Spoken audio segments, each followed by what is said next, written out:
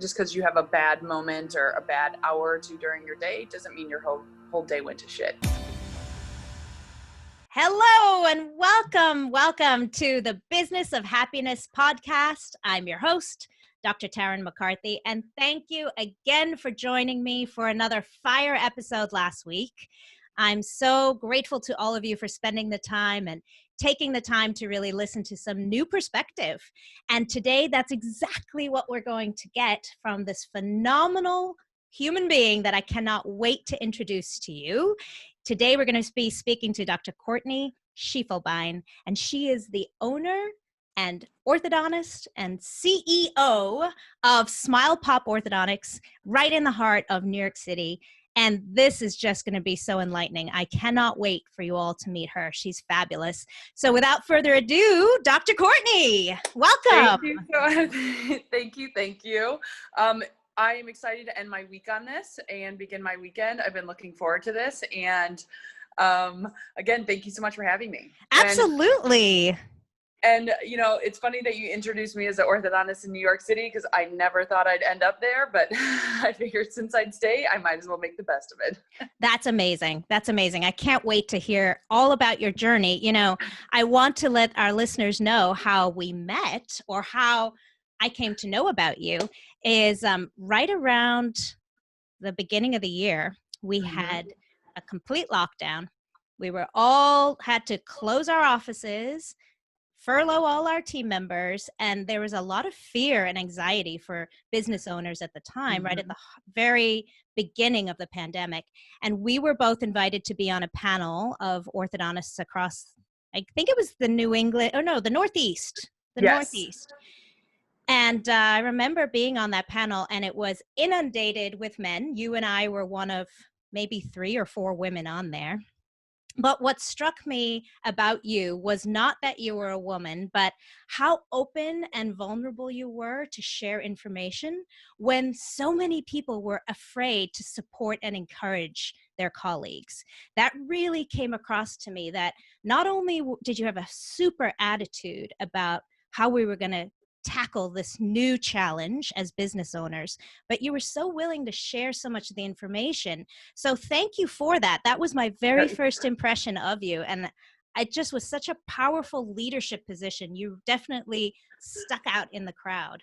Oh, thank you so much. You know, I mean, it may have been because I was a little naive maybe, you know, but as a newer orthodontist, I would say I haven't really been, I guess I haven't encountered so many fears that maybe other people have after being in the practice for so many years. And so I think, you know, it's like, why not share it? It's helpful to everybody. And if there's something that I can do that is even like a little pearl of information that would help someone else, I was happy to do it.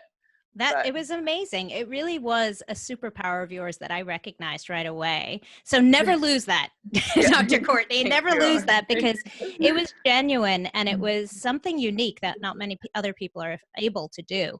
Is staying positive something that comes easy to you? Is that something that comes across to me in your Instagram and all of your website? You seem like a very positive, upbeat person. Is this your natural go-to? You know, I am an optimistic, and I married another optimistic person, which is super great. You know, I've dated pessimists before, but I am an optimistic person. But like, there are some hard times during the day, but you know, again, they're just moments. It doesn't make it just because you have a bad moment or a bad hour or two during your day doesn't mean your whole day went to shit. You know what I mean? Yeah. And it's kind of funny. There was a mentor of mine at one point who said, you know, I would come in and be like, hey, good morning. How are you? They're like, I'm great. These are the days before cancer. You know, it's like, this is any day above ground is a good day.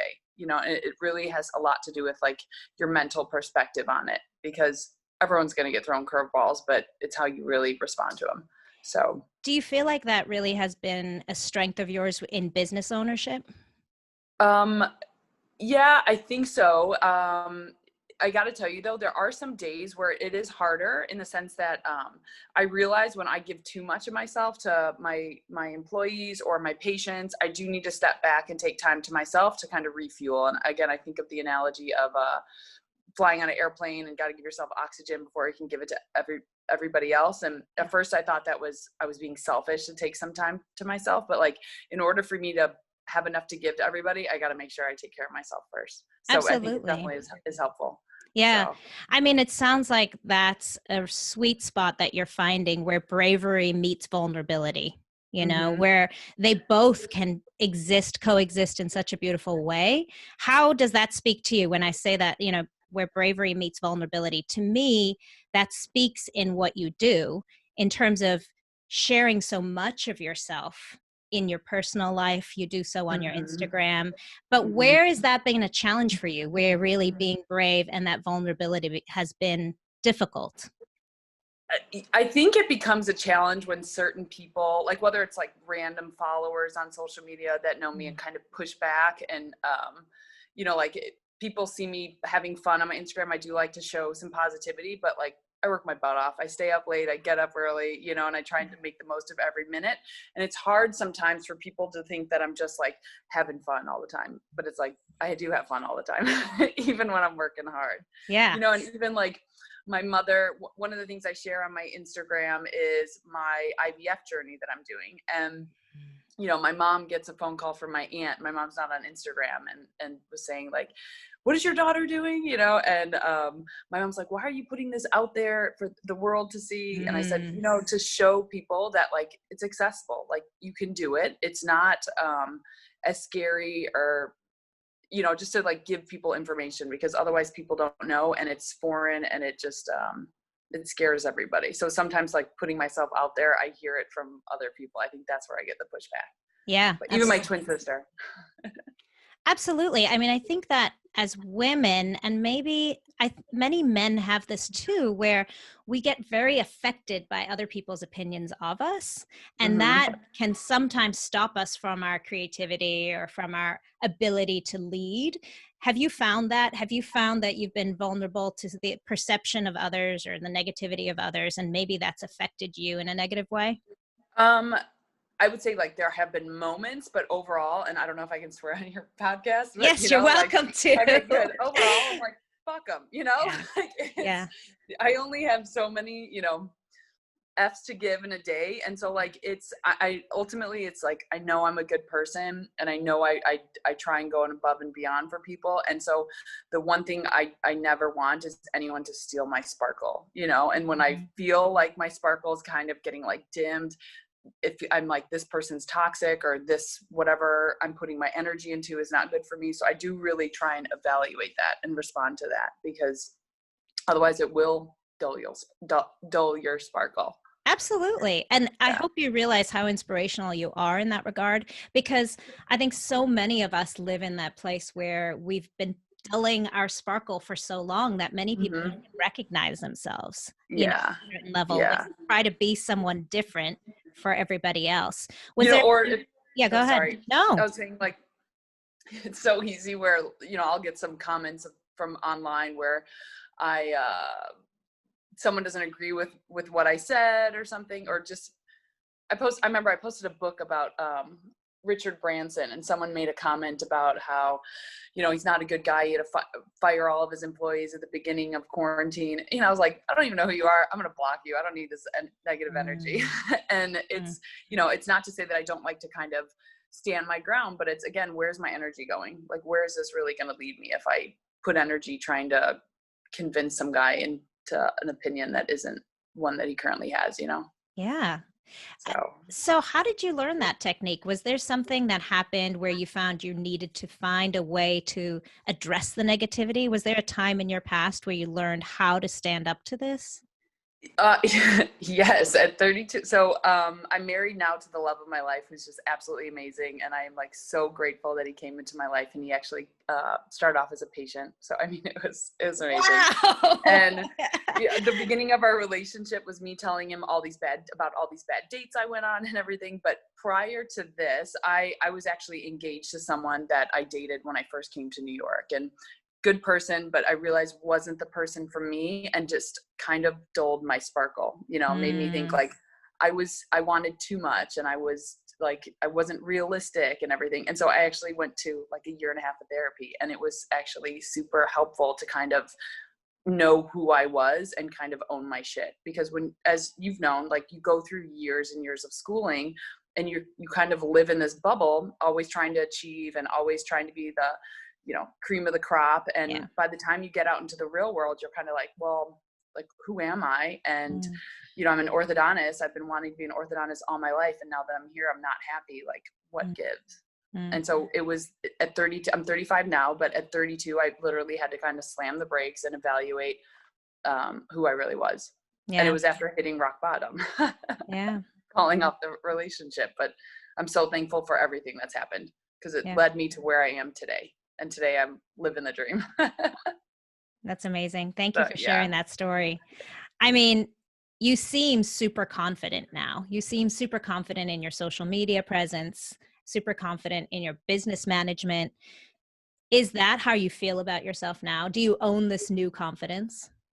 I would say, yes, I'm a confident person, but like what I realized when I was building my business is everyone's faking it in a way, you know, like you just kind of go through it and you learn from your mistakes and you figure out what works. And if it doesn't work, you pivot and then try something else. And I just realized how many like bullshitters there are out there. You know, people don't know, and it's true, but that doesn't mean, you know, like there's days I'm confident, there's days that I'm not, but in overall, I would say, yeah, I'm a confident person. But you know, I'm trying to get a six pack. It's not happening. So I mean, I'm confident in certain aspects of my life.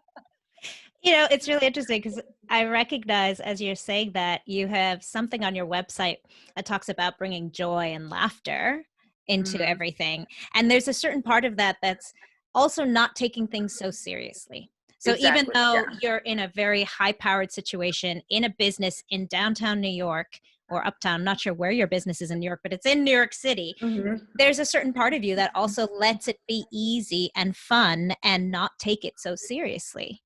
Yeah, because again, I mean, if you really zoom out, they're only teeth, you know what I mean? But I mean, like, yes, teeth are associated with the smile and your confidence and like everything that you project and portray in the world. But, you know, there are so many bad things going on in the world that like, I'm thankful that I don't have to like be someone who's delivering news to a family member that a patient died on the table or something like that. You know what I mean? Like my goal, one of the roles I love to play as an orthodontist is, yes, improve their smiles, but like every patient that comes into my office, I want to kind of make it the best part of their day, you know, and really give all of myself and like have them leave with more confidence or like just better than how they walked in.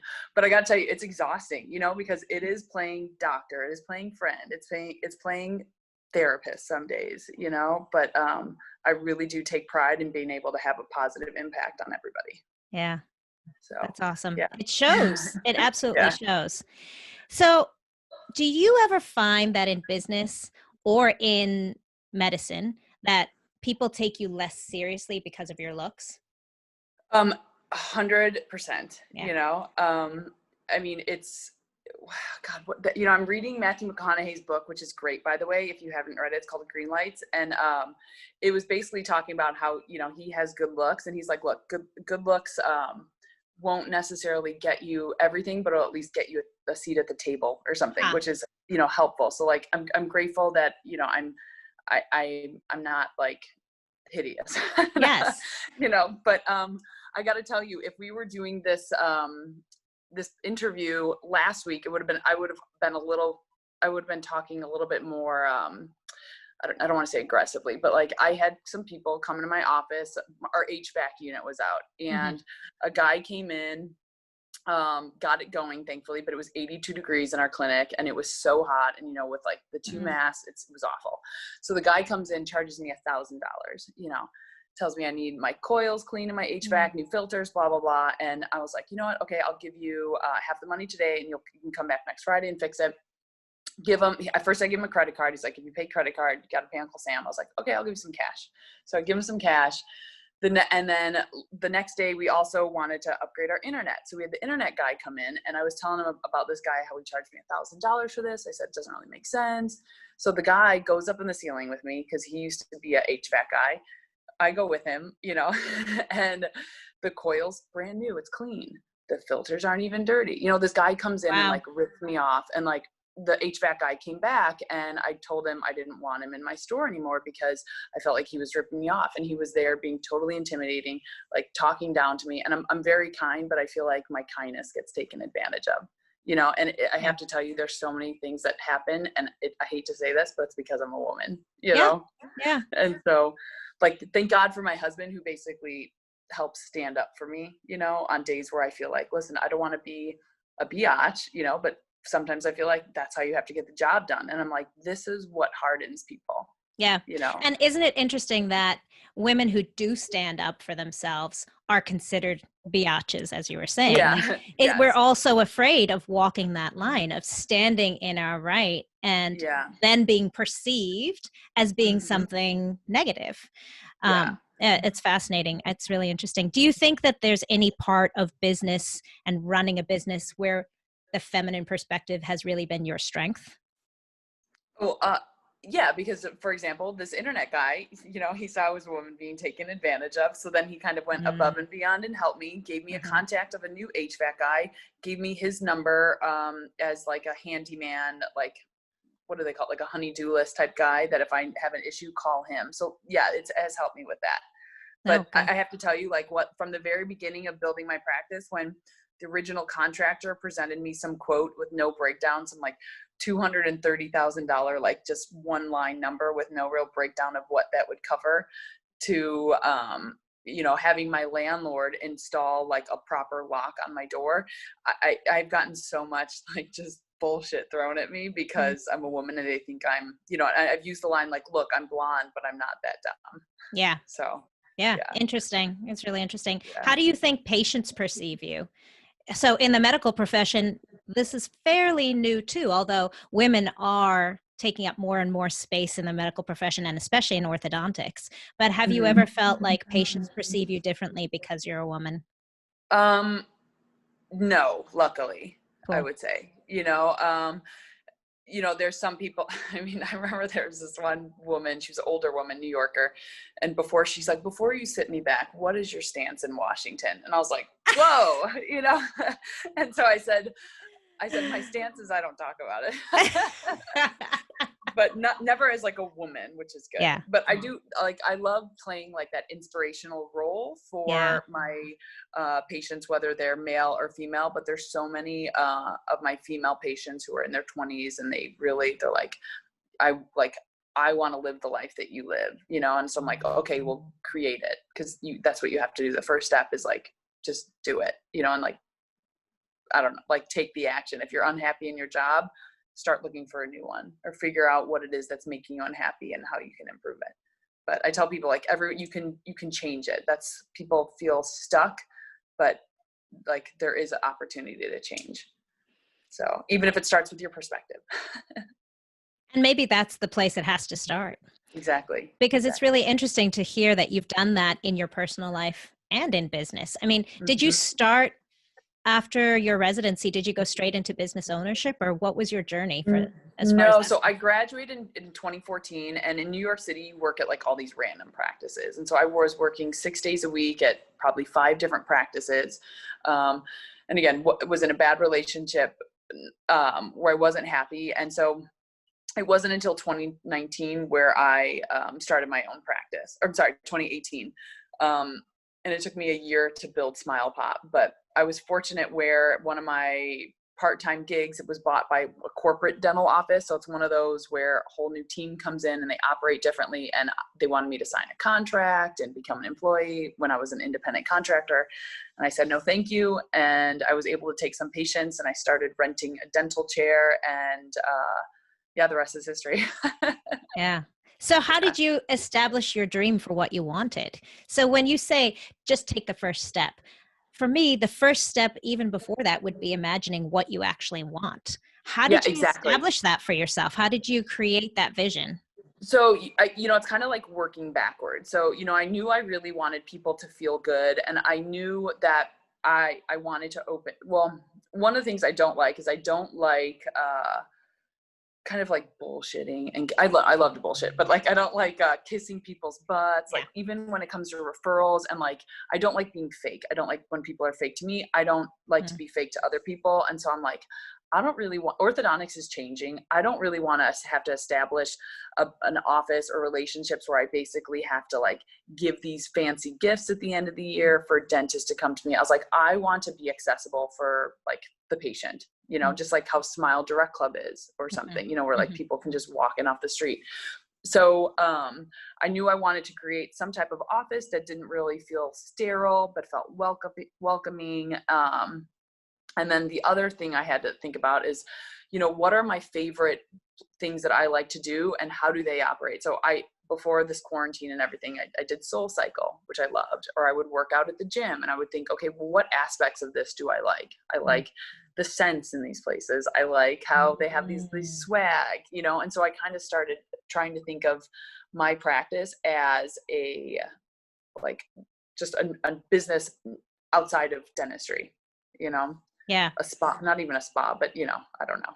Trying not to follow that traditional model, but really bringing in something that was from your own authentic appreciation of what you liked in other businesses. Yeah. Like the traditional model is great, but it's changing and it's changing so quickly where, you know, I even had to think like 10 steps ahead where I'm like, well, what about like the technology in my office? Do I do this? Do I not? It was hard, but it was very challenging. And I think like, I love being different and you know, there's some offices where, you know, people want to cut down their margins and stuff. And so, you know, they'll do cheap, crappy business cards or something like that. It's like, look, I'm willing to spend the extra $20 to get better business cards or something that I'm kind of proud that has my name on it. You know, when I worked at all these other practices, I would have to kind of deal with what they use. And even though I felt like it wasn't a good representation of like the type of result that I can give with my new practice, you know, I take pride in everything because I tell like my employees know everything in our office from the moment they walk in, the way it smells, what's on the floor is a reflection of what type of quality service we provide and like how good our result's going to be. It's like how much we care really.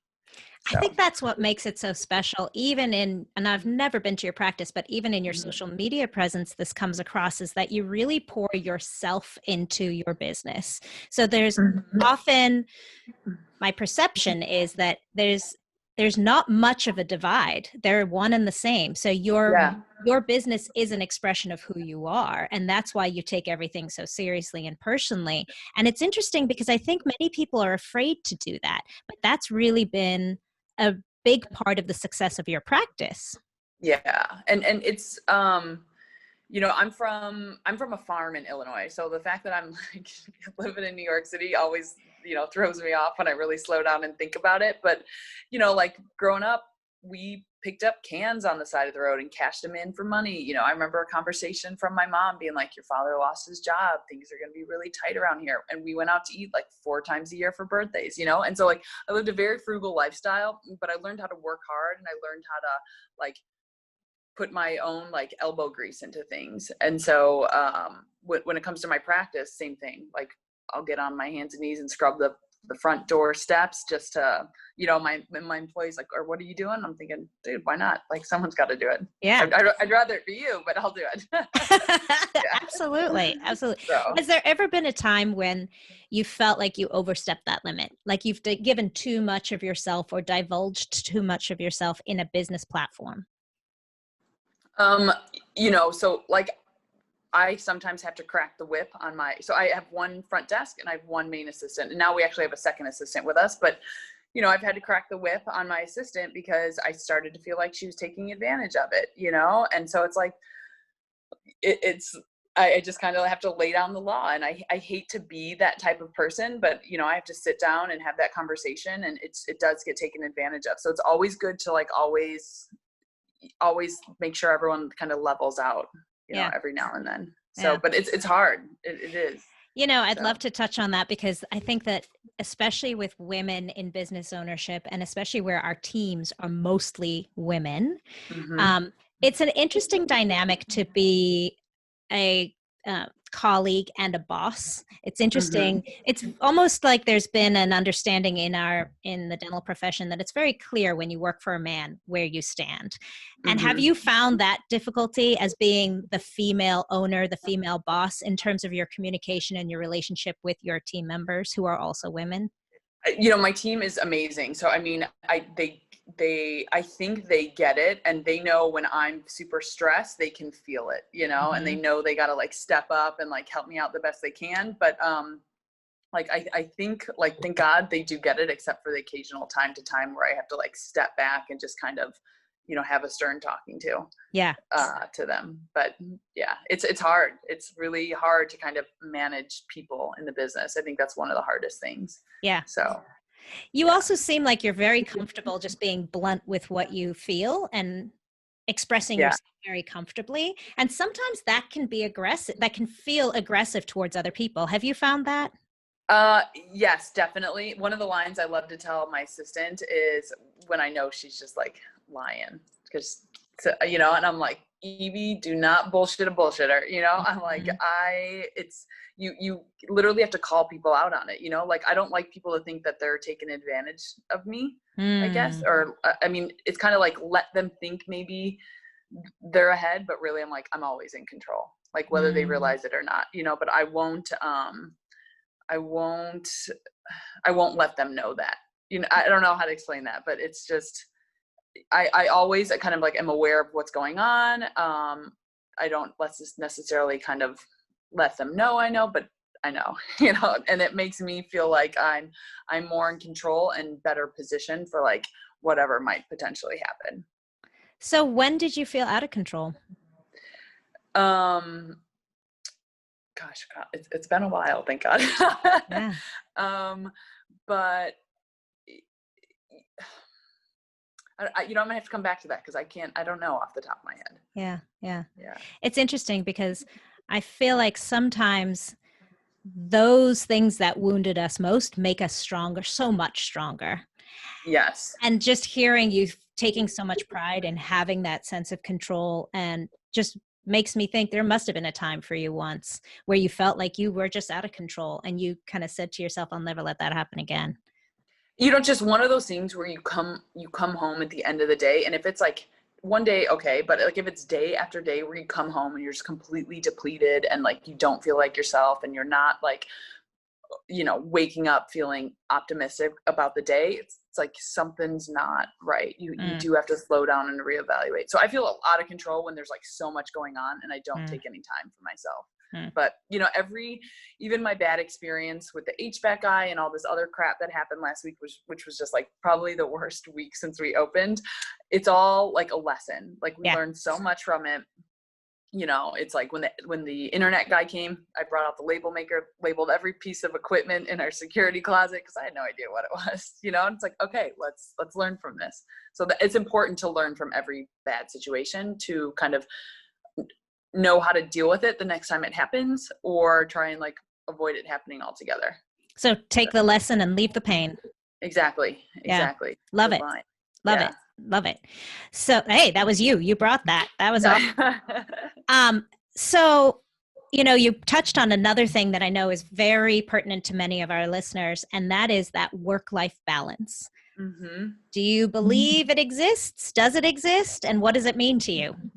So work-life balance, I think it definitely exists. I think it definitely requires like discipline to get it.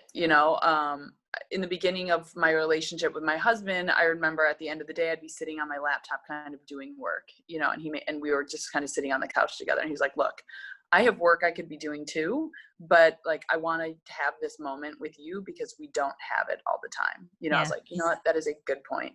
And so I work really hard in residency. Actually, I nannied at the end of the day. So I would like work my butt off in residency, then go nanny till about 9:30 at night. And I remember I just got so much done, like residency, school wise, work wise. And I do that now when I'm in the office. Like I'm cranking all day long so that at the end of the day, when I'm with my husband or with my friends, I can try and be more present. But like you have to create it because, you know, people will take from you until Mhm. you basically kind of establish those boundaries. So establishing priority for yourself. Exactly. Yeah. So like my favorite time of day, even though I don't always, sometimes I'm exhausted waking up in the morning, is working out, because that's like my moment to myself where nobody's asking me questions. No one's calling my name. No one needs me. It's my me time, which Yeah. is great. That's Cause like great. you also want to have enough energy that when you go home to your partner, your boyfriend, your husband, your wife, like that they get a good side of you too, you know? Mm. So if you just give it all to everybody else at work, what are you bringing home also? So Absolutely. yeah, Absolutely. it's hard. So, before I have two final questions for you, but before we go there, tell us how we can find you and follow you and where your presence is online. Okay, so you can find me on Instagram at Dr. Courtney Ortho, dr.courtney.ortho. I have an at Smile Pop NYC, which isn't as active. We're working on it. You can also find me on my YouTube, which is Smile Pop Dr. Courtney, and I try and release videos every now and then. But yeah, or you can find me on my website at smilepop.com. Awesome. And what are you Yeah. working on right now? What's kind of a project that you're excited about? So I actually just started working with a marketing company out of Chicago, which is a female founded company. And so we are trying to figure out how to hit the ground running in 2021 with like being a more accessible girl boss orthodontist. So yeah. I love it. I Yeah. love it. Oh, I can't wait to see. You have to please stay in touch with me because I'm dying to Totally. Sounds awesome. That sounds awesome. So I already told you what I think your superpower is, but what do you think your superpower is? My superpower, in my opinion, is being able to try and find like the humor in any situation. I mean, even at funerals, it's kind of bad. No, but I think like laughter really is the best medicine. So like any opportunity to be able to like make someone smile or laugh, I love it. And I'm a really good jokester. That's awesome. That's awesome. Yeah. That is a superpower. Yeah. And then my second question to you is, I feel like you bring that beautiful message of joy and happiness and laughter across so effortlessly on your social media and on your website and on your blog. But if all of that were to disappear, if Smile Pop's media presence and social media presence just disappeared and was shut down, what is one message that you would want to leave, like your legacy message that you would want to leave to inspire other, I was going to say leaders, but I would say anybody who really wants to find happiness and fulfillment? It's so cliche, but to say that everything happens for a reason is something that I would brings me peace. And one of my email taglines is, I'm exactly where God wants me to be at this very moment. And so, I feel like all of your past decisions and actions have led you to this moment. And so like, don't work hard, but also don't question things so much, because I feel like, you are supposed to be where you are, which is kind of crazy. Destiny, Wow. I do believe in it. That's awesome. Well, thank you so much. I'm so grateful that Destiny brought you to this podcast. Yeah. And I'm so grateful that Destiny brought me to you to find you in the spring, right in the heart of the fear and the anxiety. And thank you so much for all that you do. I hope you realize what an impression you've made even beyond New York City. These ripple effects of the joy that you're bringing out and the way that you run your business, the way you present yourself as a badass boss, but really with this beautiful sense of happiness and joy. It really is inspirational. So thank you. Thank you so much. Thank you. I really appreciate your time, and thank you for having me on here. I hope you don't mind. I'm about to talk about this on my Instagram story now. I would love you to. Please do. I'm honored. When we started out this interview, I told you I felt like a little bit of celebrity awe because I've been stalking you on Instagram. So the fact that this might even be mentioned on your Instagram is a little overwhelming to me right now. But oh my gosh, I'm excited. I'm honored. Well, thank you honestly, this flew by. So thank you so much. I really appreciate it. This was really fun. Honestly, good luck. I cannot wait to listen to your podcast. How often do you do your episodes? Like weekly? They drop weekly. Yeah. So good. Like, you'll have to watch this one.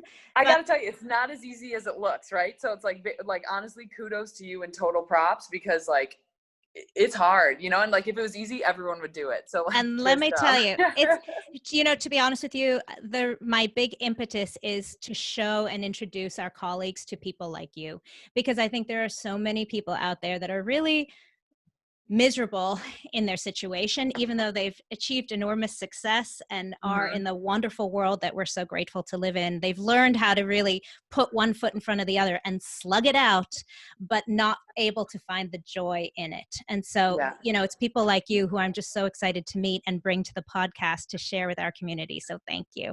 Thank Yeah, you. well, thank you so much. And thank you so much to all of you for joining us again this week. This was just an amazing episode. I'm sure you fell in love with Dr. Courtney as I did the very first time I met her. And I look forward to seeing you all again here on the Business of Happiness podcast. Bye-bye. Thank you.